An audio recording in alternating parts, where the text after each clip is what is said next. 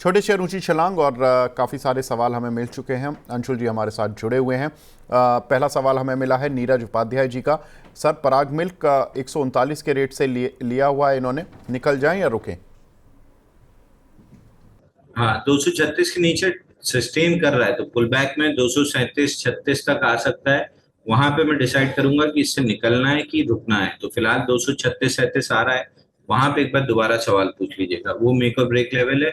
अगर वो प्रोटेक्ट नहीं मतलब वो वहां पे रेजिस्टेंस मिला तो खराब हो जाएगा। बाकी ओवरऑल चार्ट पे देखें तो 123 दिन के कप एंड पैटर्न का ब्रेकआउट रीटेस्ट करने नीचे आया था। तो 90% चांस है कि 237 रुपए निकालेगा और 290 की तरफ बढ़ेगा। ये सेक्युलर वीकली चार्ट पे बड़े बुल रन में है, जिसका टारगेट 290 है। तो डेली पे जैसे ही मेरे को बाइंग की अपॉर्चुनिटी दिखेगी मैं बाई करूंगा।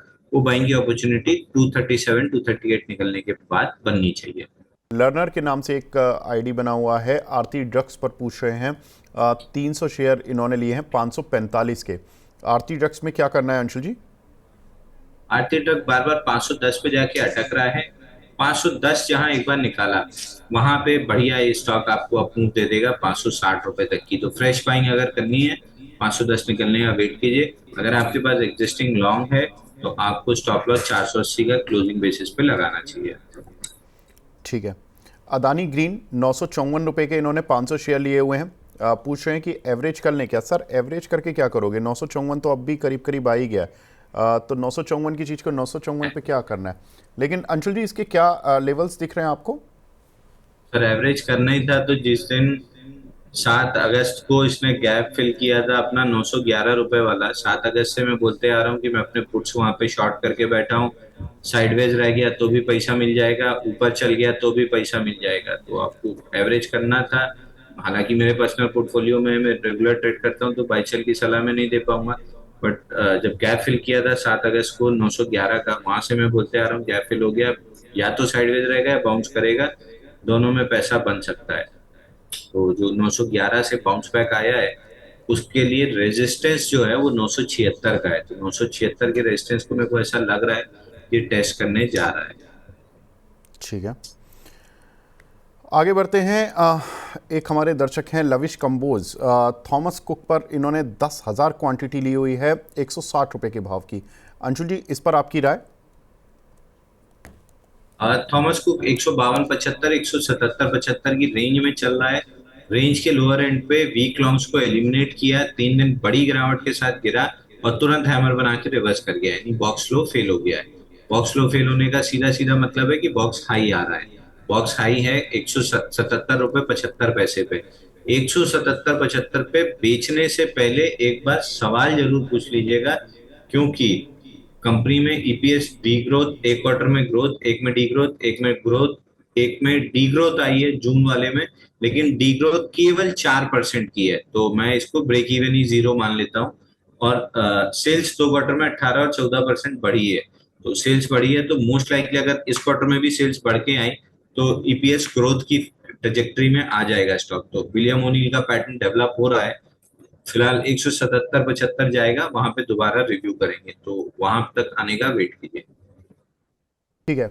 एक हमारे दर्शक हैं, प्राइम मेंबर हैं, सुरजीत सिंह जी। इन्होंने सवाल पूछा है कि 1 लाख रुपए इस स्टॉक मार्केट में इन्वेस्ट करना चाहता हूँ 5 से 6 महीने के लिए, और मैं कोई डिफेंस सेक्टर में आपसे स्टॉक चाहता हूँ। अंशुल जी, आई नो कि डिफेंस पर आप हमेशा से थोड़े से मतलब दूरी बनाकर रखते हैं, लेकिन कोई एक दो शेयर जो वैसे आप बीईएल भी पसंद करते आए हैं बीच बीच में, या कोई ऐसा शेयर जो कि आपको लगता हो कि नीचे आए तो चलो इन लेवल्स पे ले लिया जाए? सर देखिए, जीआरएससी 2873 का सपोर्ट जो लास्ट हमने डिस्कस किया था वो टूट गया है। गैप फिल करने के लिए 2095 आते दिख रहा है, अभी 2600 चल रहा है। लेने का कोई मतलब नहीं। एचएएल में भी वही दिक्कत है। बॉक्स हाई के पास फेल हुआ है, बॉक्स लो 4420 आ गया है। आपको एक रिस्क लेनी ही है भाई, डॉक्टर पर्ची पे लिख के दिया है कि आपको डिफेंस ही करना है तो फिर करना ही पड़ेगा, फिर डॉक्टर की बात मना नहीं कर सकते। तो 4420 पे इकलौता एचएएल है जिसमें थोड़ा बहुत बाउंस बैक दिख रहा है। बाकी मेरे हिसाब से रेलवे, डिफेंस, पीएसयू, इनसे जितना दूर रहेंगे उतना पैसा बचा लेंगे। रेलवे में तो बाउंस बैक भी नहीं आया जितना एसजेवीएन, एनएचपीसी में तो बाउंस बैक भी नहीं आया। और अगर इंडिया पाकिस्तान वॉर ना हुआ होता तो डिफेंस का भी हाल वही होता है, और बहुत दूर नहीं है वो हाल दोबारा हो जाएगा। नए हाई बन गए लेकिन टिके नहीं, सपोर्ट्स टूट चुके हैं, तो अब किसी भी दिन वापस से वो स्लाइड वाली मोमेंटम आना स्टार्ट हो जाएगी। तो एक मौका मिला था डिफेंस में निकलने का, रेलवे वालों को, एनएचपीसी, एसजेवीएन वालों को, वो भी नहीं मिला। तो अगर मौके का आपने फायदा नहीं उठाया है और आप और बाइंग करने की सोच रहे हैं, तब तो पैसा बनना मुश्किल है। ठीक है, कोई दिक्कत नहीं है सर। एक सवाल हमें मिला है यहाँ पर सोम डिस्टिलरीज पर। एक हमारे दर्शक हैं शशि भूषण प्रधान जी, जिन्होंने 159 रुपये का लिया हुआ है। इन्होंने बोला कि सर कल आपसे बात हुई थी, इनकी 137 रुपये 70 पैसे का जो आपने लेवल दिया था वो प्रोटेक्ट हो गया। अब एवरेज कर सकते हैं क्या इन लेवल्स पर? सर अगेन फिर मैंने वही चीज, आप इन्वेस्टर हैं कि ट्रेडर, ये आप क्लियर नहीं किए हैं, क्योंकि ट्रेडर के लिए मेरे पास दूसरा जवाब है, इन्वेस्टर के लिए मेरे पास दूसरा जवाब है। तो मैं कौन सा मैं जवाब इनको दूंगा भाई? मिड क्वेश्चन टर्म पूछते इन्वेस्टर समय मान लेते हैं, क्योंकि अंशुल जी 159 के लेके 141 तक का वेट किया है इन्होंने, तो इन्वेस्टर तो ये हैं, लेकिन मीडियम टर्म मान लेते हैं। नहीं सर, ये वो ट्रेडर भी हो सकते हैं जो 159 में लिए हैं और 153 का स्टॉप लॉस ना लगा के अब फोर्सफुल इन्वेस्टर बन गए हैं। स्व इच्छा से नहीं, मार्केट ने इनको फोर्सफुली इन्वेस्टर बना दिया है, तो वो भी हो सकते हैं ये। इसलिए जब अपना सवाल लिख रहे हैं तो एकदम क्लियर लिखिए कि ट्रेडिंग के लिए लिया है 8 से 10 दिन स्विंग ट्रेडिंग, या आप मिड टू लॉन्ग टर्म 6 महीना 1 साल रखना चाहते हैं, तो जवाब देना आसान होगा। फिलहाल आप ही की बात मान लेते हैं कि 6 से 8 महीना ये होल्ड करेंगे। तो अगर 6 से 8 महीना आप होल्ड करेंगे तो अभी लेवल प्रोटेक्ट नहीं हुआ है, कल हार्डली उसको हिट किया था।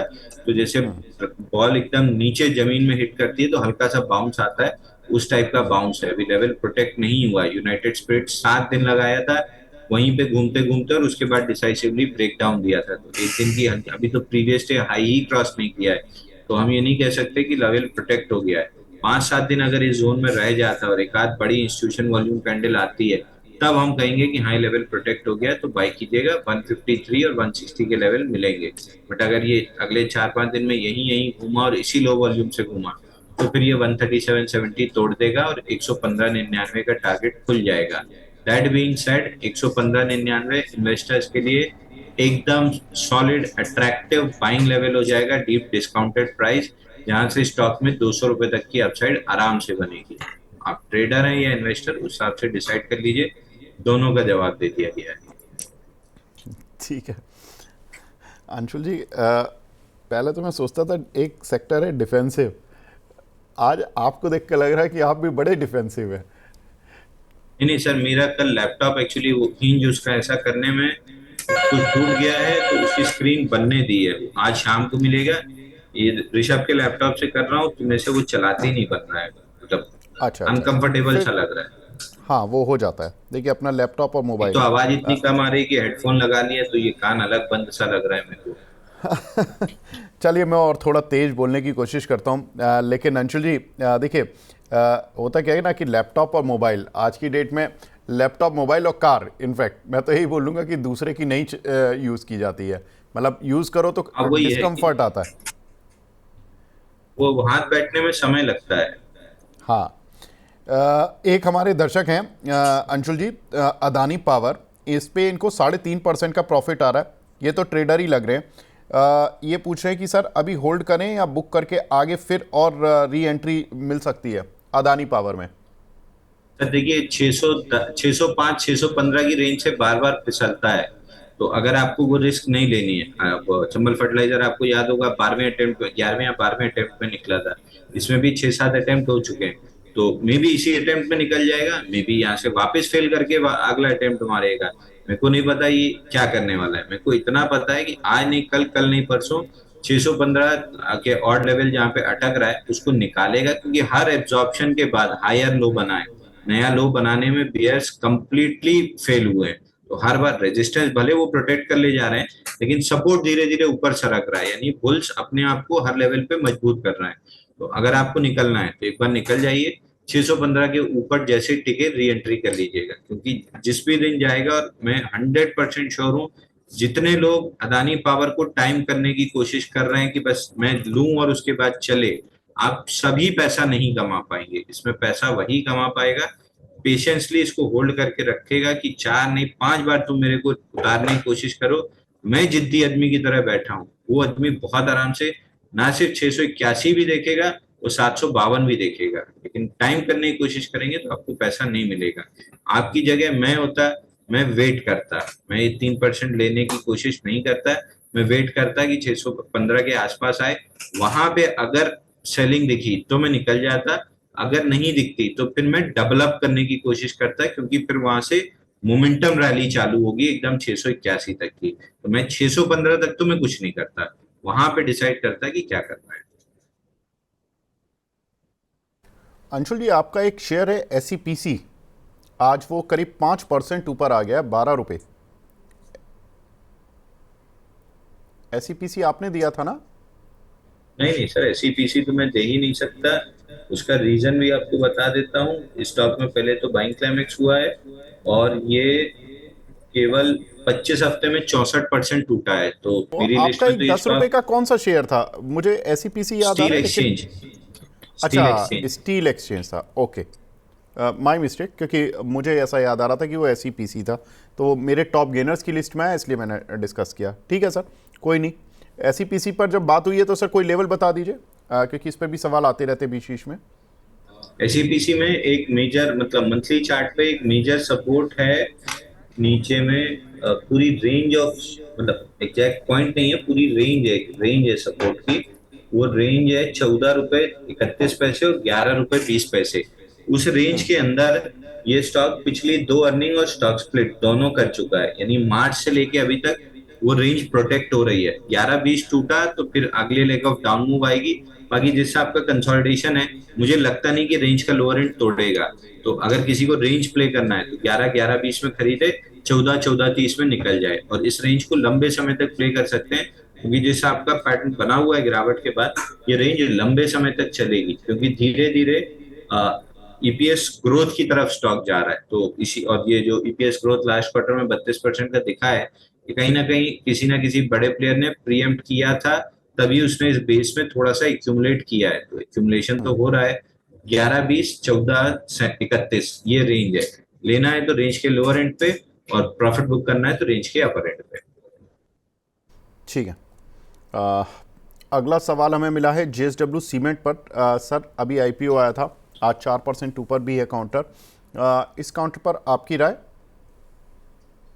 जेएसडब्ल्यू सीमेंट तो वही रहा है सर। मैं तो पहले दिन सेलिंग बार देख के निकल चुका होता, तो ये 2 दिन की रैली मेरे से मिस हुई होती। But again that being said, 3 से 5 दिन पॉजिटिव लिस्टिंग को होल्ड करना है, उसके बाद बुक करना है। तो आज थर्ड डे है, और 2 दिन देख लीजिए, अपना जूस निकाल के बाहर होइए, उसके बाद फिर वेट करेंगे आईपीओ बेस बनने का। This is one of those counter, जैसे बजाज हाउसिंग फाइनेंस और ये इसके अलावा आईटीसी होटल, ये 4-5 स्टॉक हैं जो मैंने अपने आईपीओ वॉच लिस्ट में बहुत क्लोजली वॉच करके रखे हुए हैं। जब भी बेस बनेगा इनमें बड़ा पैसा डालूंगा, क्योंकि ये मैनेजमेंट इनका बहुत अच्छा है, तो ये आगे चल के बड़े स्टॉक्स होंगे। ठीक है। एक हमारी दर्शक हैं प्रीति अग्रवाल जी, ये पूछ रही हैं, गुड मॉर्निंग सर, इनके पास रतन इंडिया एंटरप्राइजेस के शेयर हैं 65 रुपये के, इसको करंट प्राइस पर एवरेज कर सकती हैं क्या? हाँ बिल्कुल करना चाहिए सर। डेड कैट बाउंस के लिए एवरेज करना चाहिए। इसमें हुआ क्या था, 6750 का ब्रेकआउट आया था ऑन 9 जुलाई। उस दिन वॉल्यूम भी 3 गुना बढ़ा था 50 डे एवरेज वॉल्यूम के, और उसी दिन स्टॉक डे लो पे आगे क्लोज किया था। तो ब्रेकआउट फेल हुआ, लॉन्ग लिक्विडेशन में 54 तक आना था, 54 की जगह ये थोड़ा सा एक्सटेंड करते हुए 49 तक आ गया। तो फिलहाल बाउंस बैक करके 54-40 जो ब्रेकडाउन पॉइंट था वहां तक तो चला जाएगा। सर आरटीएन पावर कुछ है कि India? Sir, RTN India enterprises पूछ रहा हूँ मैं, जो 65 रुपये वाला नहीं, है। सामने चार्ट। हाँ वो हाँ, माफ़ सामने कीजिएगा, चार्ट पावर का लगा था। हाँ हाँ बिल्कुल, ये 52 रुपीज़ का तो चल रहा है सर। आरटीएन एंटरप्राइज, ठीक, इन्होंने 65 का हाँ लिया हुआ है। फिलहाल 54-40 जा रहा है। उसके ऊपर अगर टिक गया तो फिर ये आपको अगला जो टारगेट देगा वो देगा 60 रुपीज 66 पैसे का। तो आई वुड सजेस्ट कि आप एवरेज कीजिए, और ऐसा एवरेज कीजिए कि 60 रुपए आते आते आप ना सिर्फ ब्रेक इवन पे आ जाएं बल्कि प्रॉफिट में भी आ जाएं। तो क्वांटिटी या जो भी जिस हिसाब से भी एवरेज करना है, 60 रुपए आते आते आपको प्रॉफिट लेके निकल जाना है, इतना काम आपको करना है, उस हिसाब से एवरेज कीजिए। ठीक है। एक हमारे जो दर्शक थे तनिष्क जी, उनका सवाल एक शेयर पर रह गया था, वो था होनासा पर। सर इस पर क्या करना है? हुनासा हुनासा हुनासा में सर ये है बेहतरीन स्टॉक। आप देखिए, इसको सुनिए आप। इस पे थोड़ा लंबा टाइम खर्च करेंगे। पिछली हाँ। अर्निंग्स आई थी 19 मई को। 19 मई को पिछली अर्निंग आई थी, मतलब ये जून क्वार्टर नहीं, मार्च का रिजल्ट 19 मई को आया था। उस हफ्ते में एक बड़ी कैंडल बनी थी जिसका लो था 259, हाई था 330। उसके बाद से अभी तक उसी कैंडल के अंदर, वीकली कैंडल के अंदर ही काम हो रहा है। एक आध ब्लिप ऊपर में दिया, एक आध ब्लिप नीचे में दिया, बट होल एंड सोल 99% काम इसी रेंज के अंदर हो रहा है। अब क्या हुआ, इसने रिजल्ट दिए हैं 12 अगस्त को, और 13 अगस्त को जब इसने अर्निंग्स का रिएक्शन, ऑफ मार्केट रिजल्ट आए थे, अगले दिन खुलते ही इसने अर्निंग्स का रिएक्शन दिया।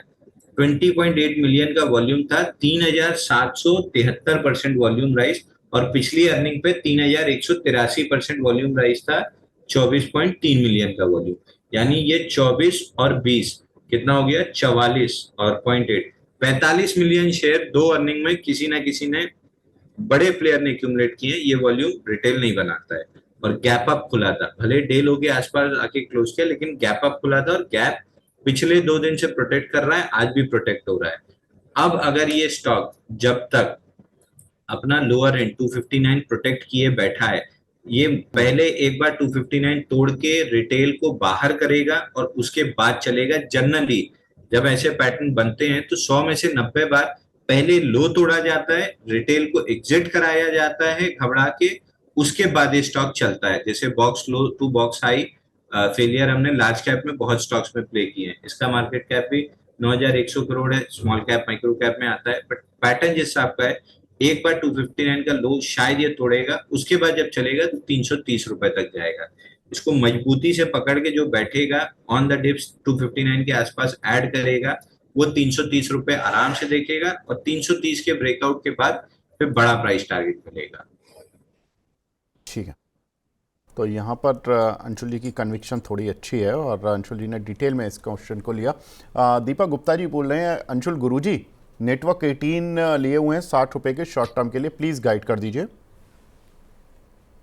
नेटवर्क गेटिंग शॉर्ट टर्म से लॉन्ग टर्म में कन्वर्ट होते जा रहा है। बाकी वीकली पे 1 2 3 4 ये पांचवा हफ्ता है जहाँ पे इनसाइड बार है।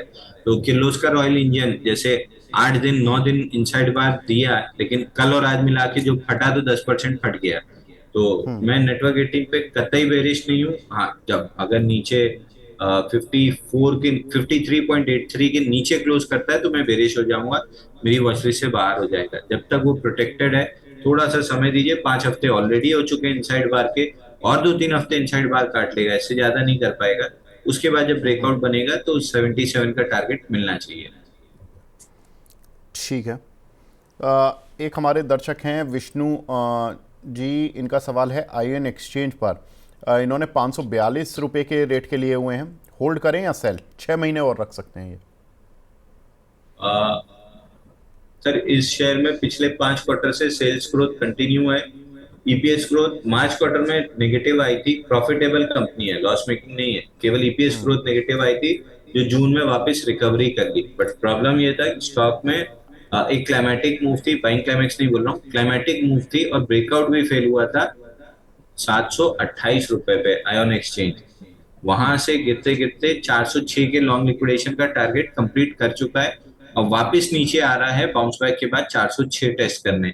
तो मोस्ट लाइकली ये डबल बॉटम बनाने की कोशिश कर रहा है। अगर कंप्लीट होता है, 8 हफ्ते यहाँ बेस बनता है, तो स्टॉक में वापस से 600 तक की मूव मिलेगी। फ्रेश बाइंग नहीं करना है, एग्जिस्टिंग होल्डर निकलने का कोई मतलब नहीं है। 406 के आसपास दोबारा सवाल पूछिए। अगर वहां पे रिजेक्शन कैंडल बनी तो मोस्टली वहां पे हम एवरेजिंग की या फ्रेश बाइंग की सलाह देंगे। तो 406 आइडियल लेवल है जहां पे आपको सवाल पूछना चाहिए। ठीक है। आईयूएन एक्सचेंज 441 रुपये चल रहा है। सर ने पूरी इसके बारे में बता दिया है कि किस तरह से आपको अब कामकाज करना है। चौधरी विकी चिल्लर जी हैं, इनका सवाल है एनएसडीएल के 3 लॉट आईपीओ अलॉटमेंट में मिले, अरे वाह, और पूछ रहे हैं कि होल्ड करें या सेल। अंशुल जी, अब तो सारा जो आईपीओ बेस था वो क्लियर हो गया होगा आपको, अब बताएं इस पर क्या करें। सर NSDL 1300 रुपए पे जब ट्रेलिंग स्टॉप लॉस कटा था उस दिन से बोल रहा हूँ कि एग्जिट कर दीजिए और अब आईपीओ बेस बनने का वेट कीजिए। आईपीओ बेस कम से कम गिरी से गिरी हालत में 8 हफ्ते का तो होना ही चाहिए। तो अभी 8 हफ्ते लिस्टिंग के हुए ही नहीं है तो बेस बनने का सवाल ही नहीं है। 3 से 5 दिन जो पॉजिटिव लिस्टिंग होल्ड करनी चाहिए, 1 2 3 चौथे दिन जाके इसने 1300 में अपना स्टॉप लॉस काट लिया है। तो जिसने भी लिया है आईपीओ में मिला है या आईपीओ के बाद भी लिया है, तो 1300 आपका लेवल था, उसके नीचे तो स्टॉक खत्म। वो रैली जो पहली मूव आनी थी खत्म हो गई।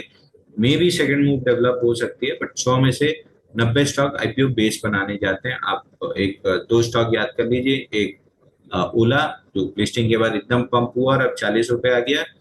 दूसरा ओला के अलावा भी मैं इमीडिएटली नाम याद आ रहा था, भूल गया। एक और स्टॉक था जो आईपीओ के 4 5 दिन बाद चला, हाँ बजाज हाउसिंग फाइनेंस। आईपीओ के बाद चला और उसके बाद से अब ठंडा पड़ा है।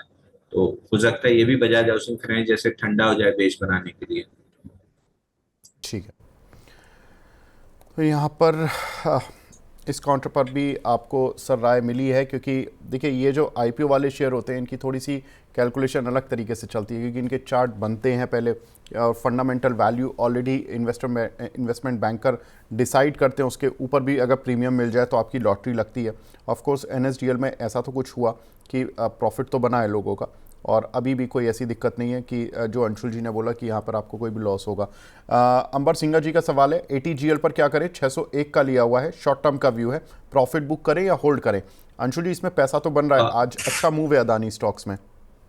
बहुत बेहतरीन लिया सर आपने। 7 अगस्त को जो हैमर बना था, ब्लाइंड बाई था, एकदम ब्लाइंड बाई था उस दिन हैमर के हाई के ऊपर।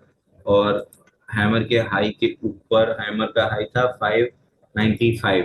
वहां से चलते चलते आ गया है 633 रुपए। मेरे हिसाब से आपको 640 650 ये रेजिस्टेंस जोन डेवलप हो चुकी है।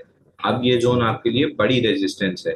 तो 640 के आसपास एक बार आधी बुक कर लीजिए। मेरे को पूरी पूरी उम्मीद है कि 640 650 निकाल के 708 रुपए तक जाएगा। तो या तो 640 पे एक बार सवाल पूछ लीजिएगा या फिर आधा निकल के आधे पे वेट कीजिएगा। बट बहुत बहुत बेहतरीन लेवल पे लिया है। आपकी जगह मैं होता तो मैं ट्रेड नहीं करता स्टॉक में। शांति से इतना डिस्काउंटेड प्राइस में मिल गया है, मैं 6 8 महीने के लिए इसको छोड़ देता, क्योंकि 640 में बुक करके क्या ही मिलेगा 40 रुपए। लेकिन अगर 6 8 महीने छोड़ दिए तो एक चांस है इसमें कि ना सिर्फ 708 बल्कि 781 भी मिल जाए। तो जब मेरे को वीकली पे बड़ा मूव दिख रहा है और डेली पे मैंने एकदम डिस्काउंटेड प्राइस पे लिया है, तो मैं बड़ा मूव प्ले करना पसंद करूंगा। यहाँ एफडी का रिटर्न और ये वाला कॉन्सेप्ट नहीं चलता है, यहाँ वेल्थ बिल्डिंग वाला कॉन्सेप्ट आ जाएगा बीच में। ठीक है सर, आपको शॉर्ट टर्म और लॉन्ग टर्म दोनों सलाह मिल गई है। तो अंबर जी, ये आपका अपना मन है कि आपको यहाँ प्रॉफिट बुक करना है या थोड़ा लॉन्ग टर्म बैठ के इंतज़ार करना बड़े टारगेट्स के लिए। आफरीन जी हैं, इनका सवाल है एमिक्योर फार्मा पर। इन्होंने 1465 रुपये के कुछ शेयर लिए हुए हैं, क्या करें अंशुल जी इस पर? सर एमक्योर फार्मा में हमारे एक बार एमक्योर फार्मा चेक कर। एमक्योर फार्मा में हमारे क्लाइंट लॉन्ग हो सकते हैं, पोजीशन चेक कर लो बाई दिए होंगे। एमक्योर फार्मा में सर 50 दिन का कपनल पैटर्न ब्रेकआउट आया है। मोस्ट लाइकली मेरे क्लाइंट्स लॉन्ग होंगे, एक बार मैं चेक कर लेता हूँ। फिर भी ब्रेकआउट के बाद 12 13 दिन कंसोलिडेट करके इसने 12 अगस्त को फॉलो थ्रू मूव दिया, 3 दिन चला। कल इनसाइड बार कंसोलिडेशन है, टारगेट डन है। एक बार हमने बाय दिया था, टारगेट डन है, हम अभी दोबारा बाय दे रहे हैं। पता नहीं कैसे मिस हो गया। जिस आपका पैटर्न है अभी मैं बाय देने वाला हूँ, तो हमारे क्लाइंट्स इसमें लॉन्ग हो सकते हैं। ये हमको 1520 तो तुरंत आते हुए दिख रहा है, और ओवरऑल जो कपनल पैटर्न का टारगेट है वो 1600 रुपए करीब का है। तो एमक्योर आप देख सकते हैं लॉन्ग के लिए। मैं अपने क्लाइंट्सों को बाय दे रहा हूँ। ठीक है, तो अंशुल जी बाय दे रहे हैं, लेकिन ये याद रखिए ये ट्रेडिंग बैट है। दे दिया है, दे दिया है, दे दिया है। स्टैंडर्ड अंशुल जी, डिस्क्लेमर बाय लेकिन ये दे दिया ट्रेडिंग है। बैट है ना? क्लाइंट लॉन्ग हो सकते हैं। ट्रेडिंग बैट है ना ये अंशुल जी? ट्रेडिंग बेट है सर, ये ट्रेडिंग बेट हाँ, है। हाँ देखिए हाँ हाँ, जो भी, बिल्कुल ट्रेडिंग हाँ बेट है सर। वही हाँ 4% का स्टॉप लॉस, 7 7.5% का टारगेट, एफडी का पैसा मिले बाहर हो जाइए। बिल्कुल। तो स्टॉप लॉस और टारगेट दोनों याद रखें आप। बीरबल यादव जी का सवाल है, जीएमडीसी 438 रुपए के लिए हुए, सेल या होल्ड? जीएमटीसी सर 428 के ऊपर टिक तो रहा है, एक आध हफ्ते का समय दीजिए। अगर ये इसी तरह टिका रह गया तो एक चांस है कि ये आपको 490 तक जाएगा। और ये मिनरल फर्टिलाइजर ये सारे स्टॉक्स में ना एक एक करके चल रहे हैं, एक साथ नहीं चल रहे हैं। स्पिक में 20% का सर्किट लगा था, आज भी थोड़ा सा गैप अप खुला है, हालांकि डे लो के आसपास है, लेकिन फिर भी ठीक ठाक ही चल रहा है, पॉजिटिव है 1.5%। स्पिक चला है, मेरे को एक्सपेक्टेशन है कि इसका spill over effect, lagging effect बाकी स्टॉक्स में आएगा, बट धीरे धीरे माइन मिनरल फर्टिलाइजर इन स्टॉक में स्पिक का जो इफेक्ट है वो आएगा। तो मैं इन स्टॉक्स को कम से कम 2 हफ्ते का समय दूंगा। अगर नहीं आया मोमेंटम तो फिर एग्जिट करेंगे, अगर आना है तो फिर ये निकाल देगा यहाँ से, 40-50 रुपए आपको आराम से देगा। तो 2 हफ्ते का समय देना चाहिए इसको। ठीक है। नितेश सारंगी जी का सवाल है कला मंदिर पर 175 रुपये के लिए हुए हैं, बाय होल्ड या एग्जिट? नितेश जी, सोम डिस्टिलरीज को हम ऑलरेडी डिस्कस कर चुके हैं, तो इसलिए मैं कला मंदिर आपका सवाल ले रहा हूँ केवल। 175 रुपये के लिए हुए हैं सर। होल्ड करना चाहिए सर। परसों इसने स्टॉप लॉस लेवल 167 के नीचे क्लोजिंग दी, कल एकदम से रिटेल को फ्लैश करा के वापस ऊपर आया, और आज एकदम इनसाइड बार है। तो मोस्ट लाइकली रिटेल को फ्लश कराने ये डाउन मूव आई थी। इसका मतलब ये कतई नहीं होता है कि आप स्टॉप लॉस ना लगाएं। फ्लश हो रहा है तो फ्लश होने के बाद कई बार होता है कि स्टॉक घुसता ही चला जाता है, कई बार होता है कि रिवर्सल कर जाता है। तो एक बार तो स्टॉप लॉस अपना बुक करना ही करना है। अब क्या करना है, आप फ्रेश, अगर आपके पास है ही तो एक बार होल्ड कीजिए, नहीं है तो 171 निकलने का वेट कीजिए। 171 निकलने के बाद ऊपर में करीब करीब 195 से 200 रुपए तक जा सकता है। ईपीएस ग्रोथ भी इसकी अच्छी खासी थी, 1339%, और सेल्स तो पिछले 4 क्वार्टर से बढ़ी रही है, 6, 17, 11, 42%। ऑपरेटिंग मार्जिन स्टेबल है 11% के आसपास। तो मेरे ख्याल से 171 के ऊपर एक रिस्क लेनी चाहिए, 10-20 रुपए का मूव मिलेगा। और एग्जिस्टिंग होल्डर एक बार तो होल्ड कीजिए। स्टॉप लॉस अब नया आपका बनेगा 160 रुपए का। ठीक है। एक हमारे दर्शक हैं नागराज जी, इनका सवाल है जेएम फाइनेंशियल 157 रुपये के लिए हुए हैं, पूछ रहे हैं सर प्रॉफिट कहाँ बुक करूं? सर जेएम फाइनेंशियल देखिए, ब्रेकआउट देके चौथा दिन है, मतलब तीसरा दिन है सेम रेंज में कंसोलिडेशन करते हुए, चौथा दिन है जहां सेम रेट के आसपास चल रहा है। मेरे ख्याल से या तो आप स्टॉप लॉस ले लीजिए 179 का क्लोजिंग बेसिस का, और नहीं तो कम से कम आधी पोजीशन तो बुक कर ही लीजिए। ठीक है। ठीक है। कुछ और सुपर चैट्स मिली हुई हैं हमें। कजारिया पर मिली है सुपर चैट शाकिब जी की, 1296 रुपये के लिए हुए सर। शॉर्ट टर्म के लिए क्या करें इसमें? कजारिया कजारिया कजारिया अपना ओपन है। कजारिया सर हमारे क्लाइंट के पास लॉन्ग हो सकता है। हमने कल कजारिया सीमेंट अपने क्लाइंट्स को बाय दिया था 9:56 पे 1285 रुपए में। इस स्टॉक में पूरा कैपिटल पैटर्न ब्रेकआउट बना है, रैंडम देख लीजिए। 193 दिन का कैपिटल पैटर्न ब्रेकआउट आया था 5.4 मिलियन, 983% वॉल्यूम राइज से। उसके बाद से कंसोलिडेट कर रहा है, तो कल हमने 1285 में बाय दिया है। ट्रेडिंग बेट है, 4% का स्टॉप लॉस, 7-7.5% का टारगेट। एफडी का रिटर्न मिले तो बाहर हो जाना है। ठीक है। अगला सवाल हमें मिला है यहाँ पर वेदांता पर। ये तो एफ एंड ओ की कॉल है आरसीए जी पर मैं वेदांता पर इनका टेक्निकल व्यू वैसे ले लेता हूँ। अंशुल जी, शॉर्ट टर्म व्यू आपको वेदांता पर क्या लग रहा है इंट्राडे तो ट्रेडिंग के लिहाज से? 468 का लेवल प्रोटेक्ट नहीं हुआ, वहां से फिसला, तो मेजर सपोर्ट 425.90 आया, जिसको प्रोटेक्ट किया। प्रोटेक्ट करने के बाद ऊपर चल रहा है, तो ऊपर चलने में 468, 470 दोबारा आ जाएगा। अब अगर 470 क्रॉस हुआ तो फिर ये बाहुबली स्टॉक है, सीधा सीधा 509 और 550। तो फिलहाल 470, 468.65 एग्जैक्ट लेवल है, राउंड फिगर जोड़ लेते हैं, 470 वहां तक आते हुए दिख रहा है। 470 पे मैं डिसाइड करूंगा कि इसका क्या करना है। अगर ये वॉल्यूम के साथ निकला, क्योंकि गिरावट में वॉल्यूम नहीं था, अप ट्रेंड में वॉल्यूम एवरेज है, पहुंचते पहुंचते अगर इंस्टीट्यूशन वॉल्यूम आ गया तो फिर 470 के बाद तो एकदम बाहुबली हो जाएगा। ठीक है। एक देखिए अंशुल जी, एक चीज़ तो है जो हमने कल बात की इन्वेस्टमेंट और ट्रेडर को लेकर, हमने पिछले 2-3 दिन से बात की है लगातार, उसका इम्पैक्ट मिला है। मुझे जो मैसेजेस आ रहे हैं अब उसमें काफ़ी कुछ हद तक लोग लिख के भेज रहे हैं कि हम इन्वेस्टर हैं या ट्रेडर हैं। एक हमारे दर्शक हैं विकास अग्रवाल जी, उन्होंने बोला है कि अंशुल सर टाटा टेक उन्होंने 661 रुपये के लिए हुए हैं एवरेज से। अब देखिए आज इसमें मूव भी है, करीब 680 रुपये आ गया है। बोल रहे हैं कि मैं 2 साल तक होल्ड कर सकता हूँ, हार्डकोर इन्वेस्टर हूँ लॉन्ग टर्म का। इसके बारे में बता दीजिए कि इसमें क्या करना है, मतलब क्या टारगेट्स लेकर चलें। सर इसमें तो बताने लायक कुछ है ही नहीं, टारगेट कुछ है ही नहीं। आपको केवल और केवल अपने कैपिटल को प्रोटेक्ट करना है कि कुछ गड़बड़ हो तो हम थोड़ा सा लॉस लेके निकल जाएं। वो लेवल है 620 रुपए का। अगर वो टूटता है तो फिर एक बार हमको लॉस बुक करना ही पड़ेगा, क्योंकि स्टॉक फिर नया अपना बॉटम खोजने की कोशिश करेगा। बट जैसा मैं एक्सपेक्ट कर रहा था कि नीचे गैप फिल करने 660 तक आएगा, क्योंकि मेरे को लग नहीं रहा था 717 टूटेगा। टूटा तब से मैं क्लियर था कि अदानी ग्रीन और टाटा टेक गैप फिल करने नीचे आएंगे। नीचे 660 रुपए प्रोटेक्ट हुआ है, बेहतरीन लेवल पे लिए हैं। फिलहाल 629 रुपए का स्टॉप लॉस लगाइए। धीरे धीरे स्टॉप लॉस रिवाइज करके 2 साल अगर रखते हैं तो if not all time high, कम से कम 1121 तो आपको मिल ही जाना चाहिए। 1121 के ऊपर वहां पे बड़ी सप्लाई बैठी है, वो निकालने के बाद ना सिर्फ ऑल टाइम हाई बल्कि उससे 10-15% एक्सटेंशन भी मिलेगा आपको। वीकली चार्ट पे सेक्युलर बुल रन के बिल्कुल सीड स्टेज पे है। सीड स्टेज का मतलब बीज, आप जो गमले में बीज डालते हैं ये उस समय सीड स्टेज में है।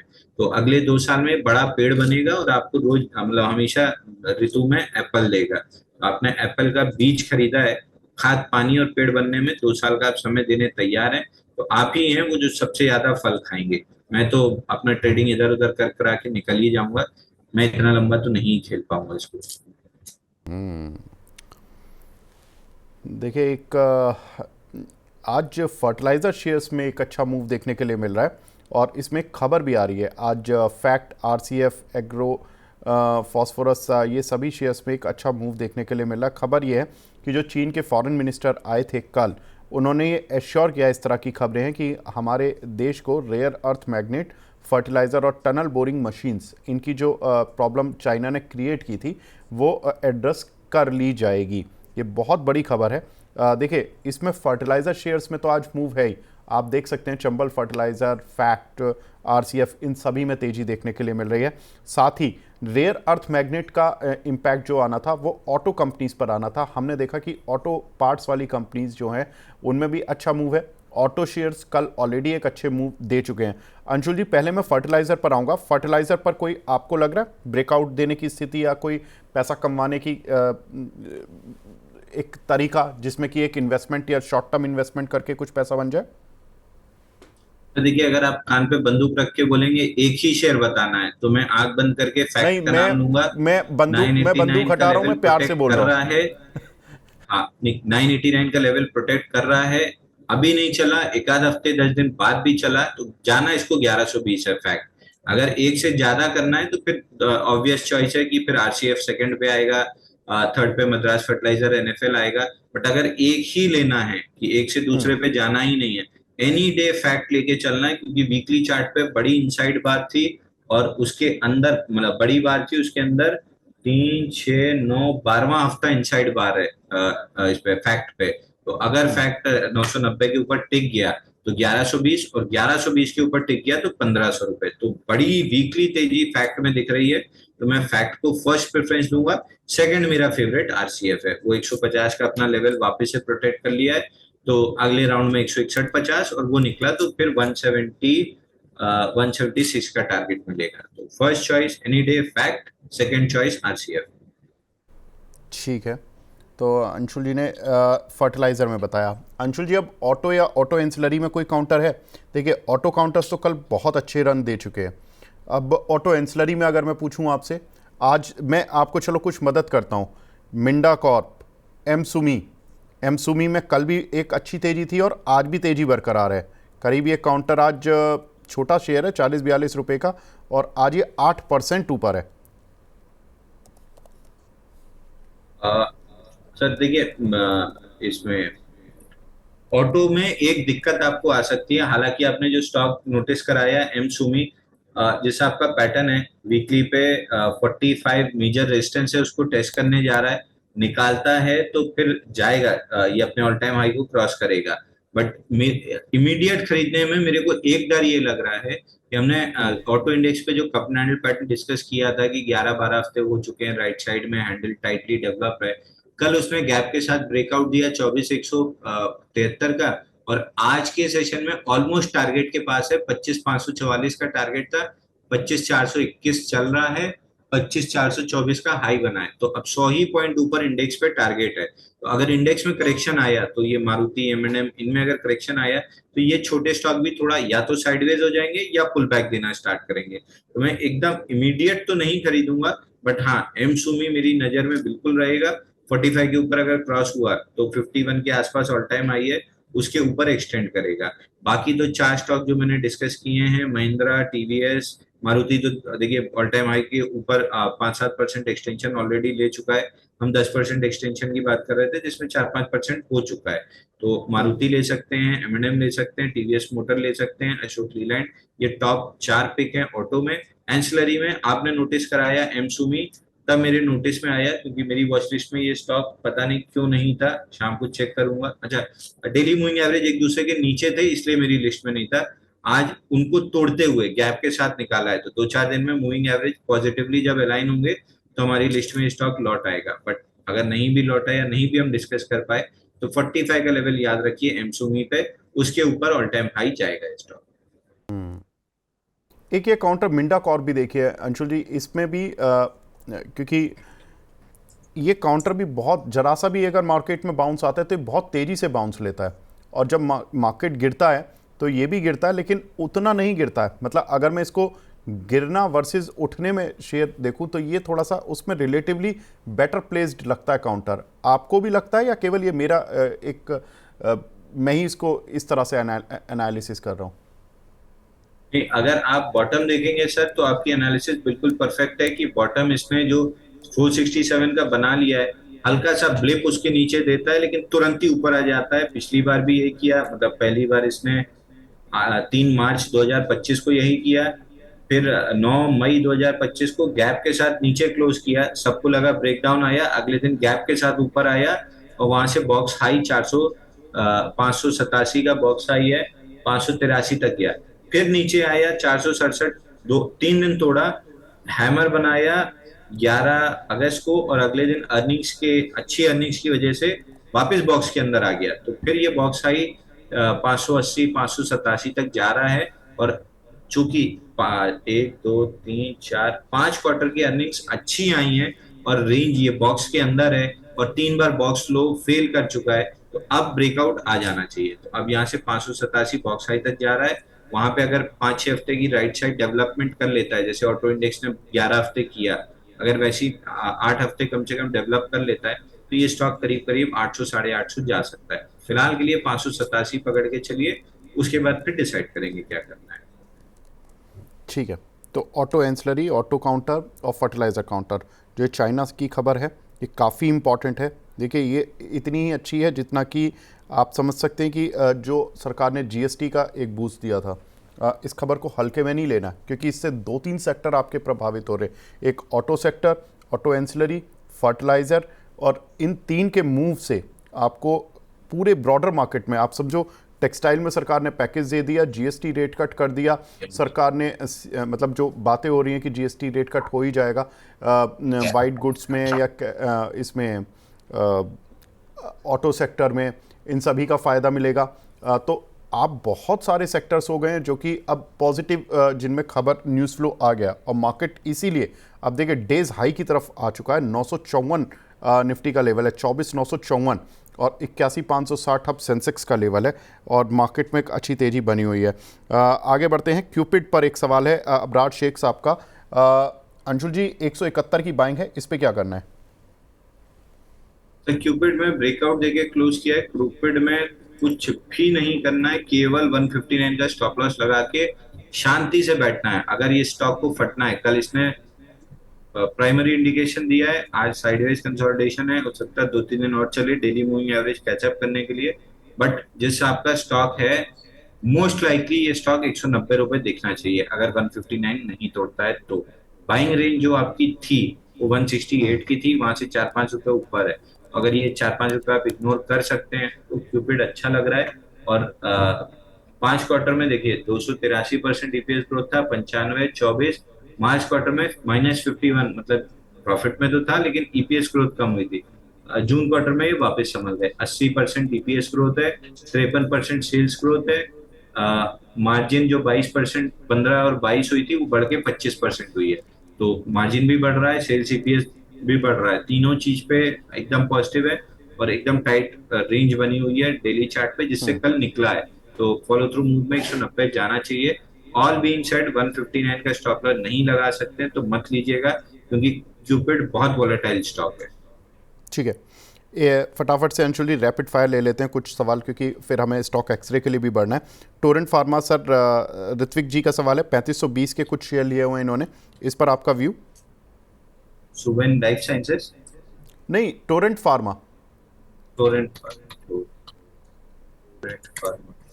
टोरेंट फार्मा सर ब्रेकआउट दिया है 200, 200, 217 दिन के कैंडल पैटर्न का, उसी को रिटेस्ट करने आया है। अब अगर ये स्टॉक 3480 नहीं तोड़ता है तो ये जा रहा है 4500 रुपए। ये इन्वेस्टर वाला स्टॉक है, ट्रेडर कृपया इससे मीलों दूर रहे। ठीक है, तो यहाँ से ट्रेडर दूर रहे, मीलों दूर। अगला सवाल हमें मिला है पूना वाला फिनकॉर्प, इसका कोई टारगेट? विनय कुमार जी पूछ रहे हैं। टर्म कितने पे लट है? पूना वाला फिनकॉर्प से जैसा हमने डिस्कस किया था, 473 रुपए के पास आएगा, वहां तक आ गया है। अब कब कंप्लीट हो गया है? हैंडल भी कंप्लीट हो गया है, मगर एक दिक्कत है कि कब भी वी शेप का था, हैंडल तो और ज्यादा वी शेप का था। और V shape cup and handle बहुत हद तक फेल होते हैं। तो मेरे ख्याल से ये अभी इतनी जल्दी ब्रेकआउट नहीं देगा, ये यहाँ पे और थोड़ा साइडवेज कंसोलिडेट करेगा। उसके बाद जब 472, 480 की रेंज निकलेगी तो इस स्टॉक में आराम से 600 रुपए तक का मूव बनेगा। तो मूव तो बन रहा है, लेकिन थोड़ा सा वी शेप है, वी शेप फेलियर ज्यादा होते हैं। तो मैं थोड़ा कॉशियस रहूंगा यहाँ पे, तुरंत बाई नहीं करूंगा। अगर है तो आराम से होल्ड करूंगा, नहीं है तो मैं यहाँ पे और 3-4 हफ्ते राइट साइड डेवलप होने का वेट करूंगा, उसके बाद खरीदूंगा। तो 600 रुपए तक का आराम से टारगेट मिलेगा। तो इस समय अगर मगर ज्यादा है तो मैं होल्ड कर लूंगा, अगर है तो, नहीं है तो वेट कर लूंगा। बट जैसे ही पैटर्न पूरी तरीके से कंप्लीट होके अच्छा वाला ब्रेकआउट देगा, मैं पूरी मकान दुकान बेच के इस पे चढ़ जाऊंगा, क्योंकि ये स्टॉक बहुत बेहतरीन परफॉर्म करेगा। ठीक है, फटाफट से अंशुल जी, तनिष जी का सवाल ले लेते हैं। जेएसडब्ल्यू इंफ्रा, फर्स्ट क्राई, 1 से 2 साल के लिए व्यू जानना चाहते हैं, किस लेवल पर बाय कर सकते हैं इन दोनों शेयरों को? जेएसडब्ल्यू इंफ्रा भी नीचे आया था 296 तक, थोड़ा सा वहां ले सकते थे। बाकी एक्चुअल बाइंग प्राइस तो दो ही है, या तो 276 के आसपास रेंज के लोअर एंड पे मिले, या 328 का ब्रेकआउट दे तो बाई करे। बीचों बीच चल रहा है, फ्रस्ट्रेशन होगा और कुछ नहीं होगा। तो दोनों अलर्ट लगा लीजिए। 280 का लगा लीजिए नीचे में, कि निकला तो 280, 276, 3-4 रुपए में फर्क नहीं पड़ेगा। 280 का अलर्ट लगा लीजिए, मिल गया तो ले लीजिएगा। 328 का अलर्ट लगा लीजिए, अगर ब्रेकआउट आया तो ले लीजिएगा। और ब्रेकआउट कंफर्मेशन का वेट मत कीजिएगा, 328 निकले तो पहले एक बार आधा माल तो दबा ही लेना है। ठीक है, और फर्स्ट क्राई पर? फर्स्ट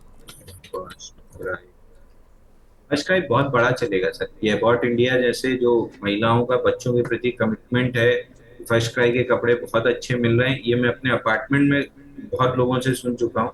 धीरे धीरे ब्रांड वैल्यू डेवलप हो रही है। बट ये स्टॉक 407 निकलेगा तब बड़ा मूव देगा।